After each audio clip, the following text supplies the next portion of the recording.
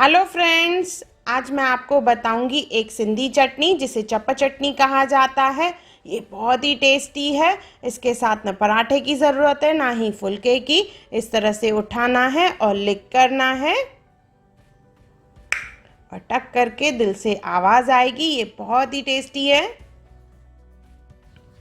Recipe बनाना start करते हैं। एक बाउल ले लेंगे, उसमें लेंगे 1 कप इमली जिसे सिंधी में गिदामड़ी कहा जाता है।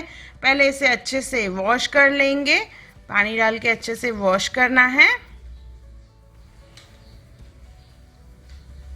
देखिए अच्छे से ये वॉश हो चुकी है। अभी पानी ड्रेन कर देंगे। ड्रेन करने के बाद फिर से इसे बाउल में ले लेंगे हम लोग और इसमें अभी डालेंगे हम लोग पानी। 1 कप इमली है तो इसमें 2 कप पानी डालना है, तो इसमें 2 कप पानी डाल रही हूं मैं।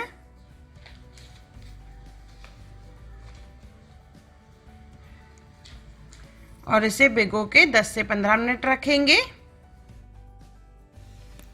देखिए 10 से 15 मिनट हो गए हैं। अभी एक पैन ले लेंगे और इसमें ये इमली का पानी डालेंगे हम लोग। पल्प और पानी दोनों डालना है। इसमें डालेंगे 1/4 कप शुगर और 1/4 कप इसमें जैगरी यानी गुड़ डालेंगे। आप चाहें तो सीधा आधा कप शक्कर भी डाल सकते हैं। इसमें डालेंगे रेड फूड कलर 2 ड्रॉप के करीब, क्योंकि चप्पा चटनी जो है लाल कलर की होती है। बचपन में सबको बहुत पसंद आती थी खट्टी मीठी चप्पा चटनी जो इमली की चटनी है। इसे पहले तेज आंच पे कुक करना है, उसके बाद आंच धीमा कर देंगे और धीमी आंच पे इसे कुक करेंगे। इस तरह से देखिए धीरे धीरे गाढ़ा होता जाएगा। इसे हल्का हल्का मैश कर लेंगे हम लोग, जैसे पल्प अच्छे से निकले। इमली अच्छे से पक चुकी है हमारी, गुड़ और शक्कर भी पिघल चुके हैं और ये धीरे धीरे गाढ़ा होता जाएगा। देखिए इस तरह से अच्छे से थिक हो चुकी है। इसमें डालेंगे नमक। 1-2 मिनट कुक करेंगे इसे, उसके बाद गैस ऑफ कर देंगे। अच्छे से मिक्स करना है नमक को।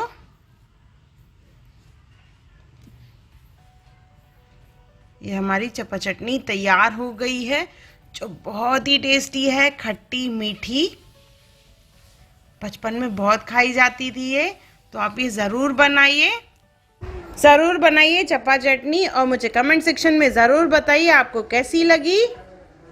बनाने के बाद पिक ज़रूर इंस्टाग्राम पे शेयर करें और मुझे टैग करना नहीं भूलें।